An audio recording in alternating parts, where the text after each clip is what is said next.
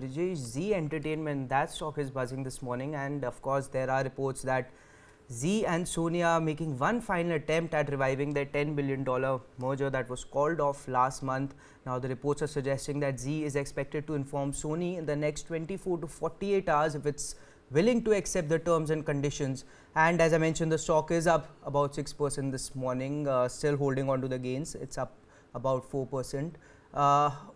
Is there a trading play here for the next 2 to 3? I mean, if the deal perhaps finally does happen, huge upsides for Zee Entertainment. Suyash, there are two things.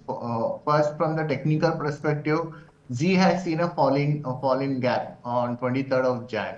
So that gap is at 230 levels. So for me, from if I ignore the news or maybe fundamentals, technically I very strongly believe. I don't know the time frame, but I believe 230 levels will be seen in Nifty. So somebody who wants to do take the long term bet, I would be suggesting to take the long positions in the Z.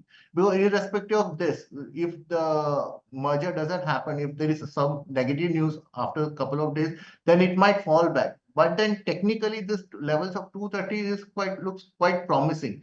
The business and the books of the Z is that way. It's not that bad. So I don't think directionally there would be any problem. Obviously, sentimentally there will be an issue.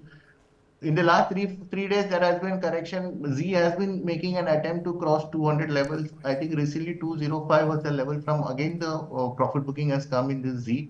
So I think uh, if the news comes positive, definitely then we are going to see what kind of gap down we saw in Z. I think we'll see the gap up also. But somebody who don't want to take a risk and some want to remain in cash, I think it's a very good opportunity. It's purely from the technical perspective. I believe 230 will be there.